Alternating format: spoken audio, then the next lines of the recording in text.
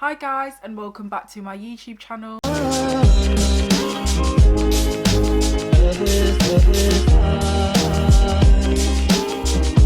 For you guys who don't know who I am, my name is Jemima, I go by Gemma, and if you have subscribed to this channel, thank you so much for being subscribed. And if you haven't, then you're clearly here because you're watching a new video. So make sure that you subscribe to the channel down below to become part of the Yas Gemma family. Today I will be reacting to a video on My Story Animated, which is a channel where it's just all cartoons. It's just one of those videos that you come across when you're on YouTube. Those weird ones like, oh, my dog ate my ER and I didn't see him for 2 weeks. I don't know, just some weird stuff like that. But I found one and I wanted to react to it. I've never watched it before, and this one is called I Got a Divorce from Him on His Wedding Day. I've got my iced tea. It's really cold and, you know, just perfect for this weather. I've got some snacks from Costco, just like a few potato sticks in there. And it's really, really hot, and yeah, let's get started. Let's go.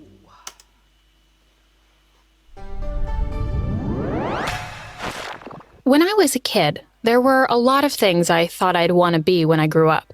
Astronaut, restaurant owner, maybe even President of the United States. What I never thought I would be is the girl who went viral for dumping a bowl of punch on her new husband's head at her wedding reception. Well, let me explain. People always told me I had an easy life. And for a long time, I did. My parents made lots of money with their company. At school, I was very popular. When I had sleepovers, my parents served elaborate dinners and let us use the home movie theater in the basement. I had servants who took care of my chores. On my 13th birthday, my parents hired a circus. I don't like circuses. Picture. Once at school, this girl got mad at me and said, "Oh my God, Mila, you're so clueless, aren't you? Nobody actually likes you. They just like your money." Of course, my friends put that girl in her place. But her words really hurt. I wasn't clueless. And people did like me for who I was. Towards the end of high school, my parents started acting weird. They were anxious and irritable all the time. We stopped going to fancy dinners, and we let some of the servants go. I tried to ask what was going on, but my dad said, "Don't you worry your pretty little head about it, princess. Everything will be all right." I noticed that when we did go places, our security guards went with us. Once I turned 18 and started going out more on my own, they got me my own personal security guard. Jake wasn't that much older than me, and he was very cute, so I didn't object. He totally started flirting with me. I loved it so much, Jake, your first crush? needed more security in the first place. One night, Jake and I were lying under the stars together, talking about our future. I said I'd probably work for my parents' company. He laughed at me. "Do you even understand what they do?" That hurt. "I don't know much about it, but I'll learn." He shook his head. Why does she not know what her parents do for a living? Like, How does she not know? Snap your fingers and everything you need magically appears. How are you going to help run a business? I got embarrassed then. He acted like he was teasing, but he wasn't. He kept asking me questions about the company, and I felt embarrassed and stupid for not knowing the answer. I didn't want to be some spoiled princess, not even knowing where all my money came from. That night, I tried asking my dad some questions. He just told me not to worry because I'd always have whatever I wanted in life. Wasn't that good enough for me? Eventually, I gave up asking. After that, I barely spoke to Jake. I mean, okay, he had been right. There was a lot I didn't know, but he'd been rude to point it out. I kept hoping he'd be mad that I was giving him the cold shoulder, but he didn't seem to notice. Once, I slammed my shoulder into his in the hall as we passed, like I didn't even see him. But he just kept talking on the phone to his buddy. Go down the hall and go, ooh, and then hope that they like me, you know. That's just something that you do. Plan of theirs coming up. Except the next night, I came home to find my bedspread covered with flower petals and a card on my pillow. The card was from Jake. He apologized for teasing me and said he knew I was smart and would go far in life. I sighed dreamily, looking at the rose petals. I knew it was cheesy, but it worked. I was totally falling for him. On graduation night, there was going to be a big bonfire. for the seniors at a classmate's house. I was so excited to go.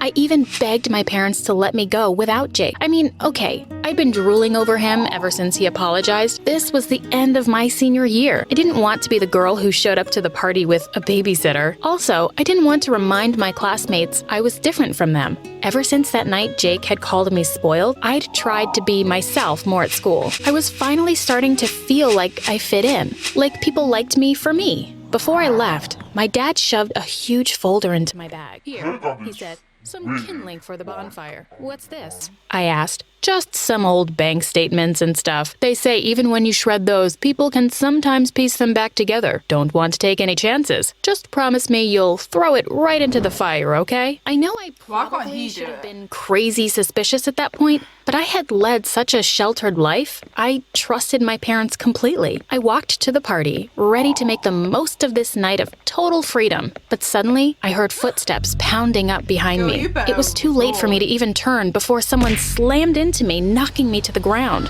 I went sprawling, my bag coming off my shoulder. The person grabbed it, and out of pure reflex, I held on to one strap of it. We played tug of war, but the other person was stronger. They pulled the bag away from me and ran off into the night. Oh God, my dad was going to be so mad at me. What about the bank statements? Was the thief going to steal my family's bank information or something? I stood, my legs like jelly. I was scraped and bruised from the sidewalk. Suddenly, a familiar voice said, "Mila? Are you okay?" It was Jake. It just had to be Jake, like, fate. What else can I say? Of course it was Jake. How did he even know that she was there? Like, what the hell? "What's wrong?" he asked. I told him my bag had been stolen, but I begged him not to tell my dad. I didn't want my parents ever to know. Jake promised, and suddenly I realized how awkwardly close we were standing. My palms started to sweat. "Did my parents make you follow me?" I asked. I couldn't believe it. After I'd asked them to let me go to the party alone, even in the dim light of the street lamps, I could see him blush. "No," he said. "I was looking for you. I can't let you go alone. I worry too much." Finished senior high school, and he is her bodyguard. Like, why is he trying to get close? I think that was the moment I fell in love with him. My knight in shining armor. A couple of weeks later, my new happiness was shattered. I came home from a friend's house to find people in suits moving all the furniture out of my house. I begged for someone to tell me what was going on, but no one would. Parents were. Finally, one of our maids told me that my parents had been arrested. I still didn't understand, but a sick feeling in my stomach told me that this might have something to do with my stolen bag and the folder my dad had given me. Poor, stupid little rich prince. Like, let's be honest. He literally said, "Put those folders in the fire." That speaks volume already. My life was about to become a nightmare. A few years later, I was ringing up customers at a clothing store in the mall when a customer pointed to me.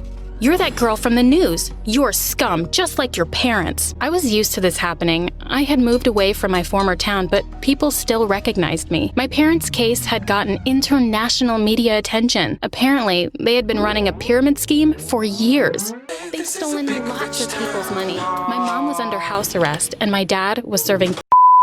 I'd been clueless. At first, I couldn't believe my old life was gone. I'd lost everything. My money, my friends, my chance to go to college. I hadn't even known where to begin looking for a job. An old classmate who felt sorry for me had helped me get this one. The only thing I hadn't lost was Jake. He was my rock, and he stuck with me during the trial and the mess that followed it. He wasn't officially my security guard anymore, but he would still walk places with me and chase the press away when they tried to interview me. I was so grateful to him. That night, we were sitting in our apartment with glasses of wine. It wasn't very expensive wine, and I still had to remind myself not to be disappointed by things like that. He'd made me a nice candlelit dinner, but my mind was still elsewhere. I finally told him about that customer. "You know people are always going to be like that," he said. "You can't let it get to you." I told him I knew that, but I just wished that my life hadn't turned out this way. It wasn't fair that I had to get a job. I missed my old house, and I missed my parents. "You need to learn to work for what you want. he told me. You're not special just because your parents had money, and they absolutely. deserved what they got. Deep. It felt like a slap in the face. I stormed out of the kitchen and shut myself in our bedroom. A few hours later, he came in. He apologized and said that wasn't how this night was supposed to go. I asked him what he meant, and he pulled out a small velvet box. He got down on his knee beside the bed. I couldn't believe what I was seeing. You're very strong, he told me, Oh, and I yes, know that love you are someone to just have an argument with me and just propose, like, what? Hey, you know what? I hate when you leave the toilet seat up, but will you marry me? Oh! Somebody! Oh! He needs some milk.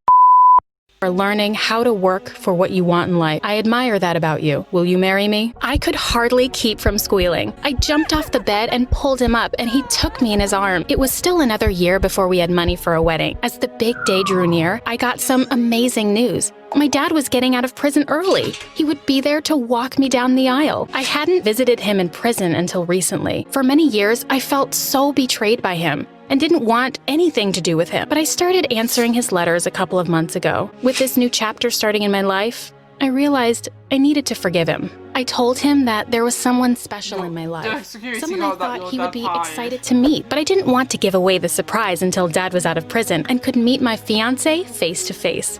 I hoped that he would be happy for me. 2 days before the wedding, Jake started getting antsy. I wondered if he had doubts about marrying me. I finally asked him what was wrong, but he wouldn't say. I told him I was hurt that he would keep secrets from me, especially since we were about to be husband and wife. He said I was right. He was just nervous about the wedding, but didn't want to ruin my good mood. He didn't want there to be any secrets between us. Just love. I thought that sounded perfect. On the big day, my dad and I waited in the wings until it was time for him to walk me down the aisle. First, we watched Jake come out with his mom. Well, my dad watched Jake, and I watched my dad to see his reaction. He looked like he'd seen a ghost. She didn't tell him who the person was. So that means that Jake didn't ask her dad for his blessing so that Jake could marry her. Hold up. Wait a minute. What?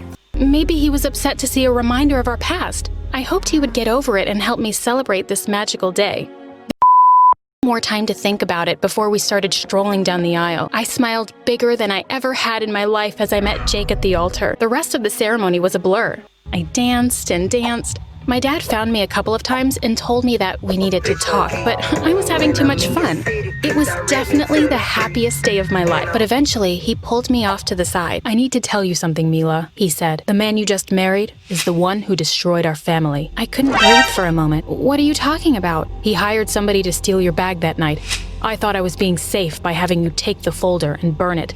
We were already under suspicion, so law enforcement was watching our property all the time. They would have noticed a fire. I wanted the documents destroyed off of our property. I couldn't believe what he was telling me. Jake would never do that, I said. He rescued me that night, so you wouldn't suspect him, my dad said. He told the thief exactly when to attack. I knew something was iffy with Jake. This security guard, yeah, he's too close to that family, You, so he would be there to swoop in and save you.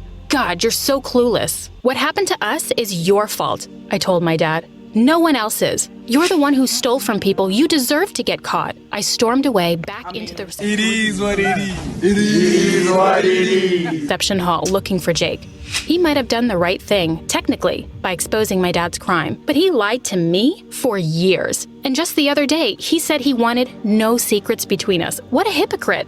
I grabbed the punch bowl off the table as I walked in. Jake was busy talking to his best man and didn't notice me. I came right up to him and overturned the entire bowl on his head.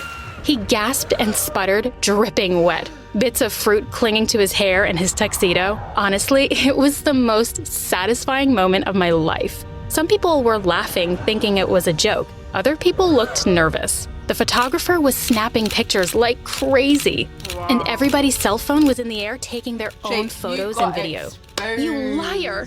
I yelled at Jake. I took my rings off and threw them on the floor.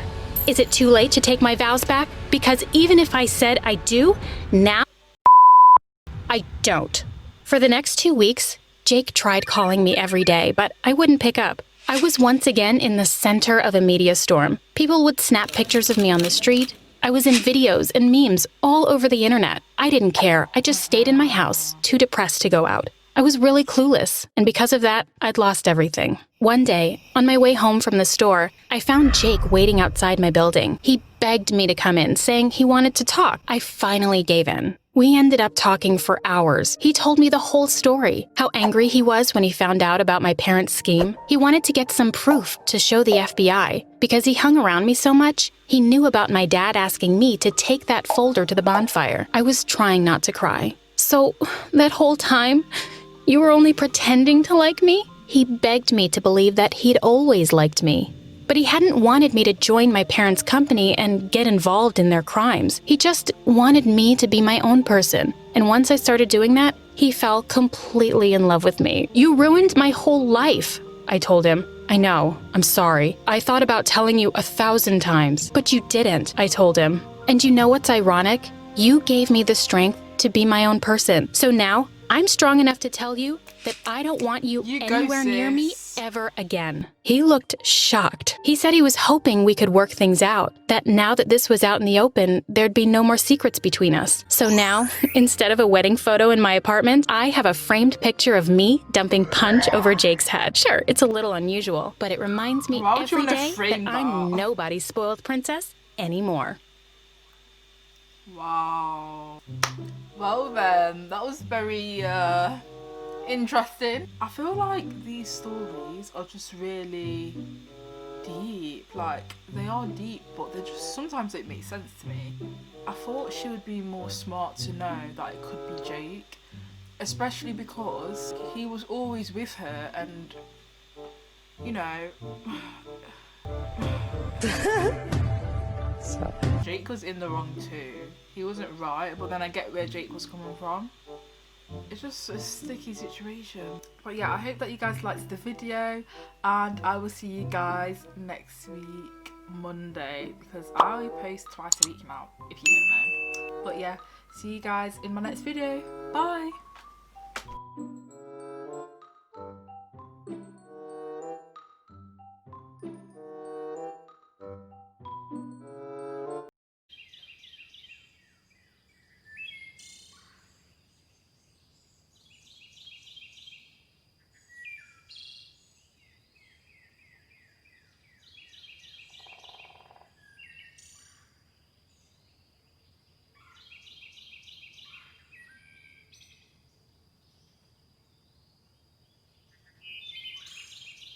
That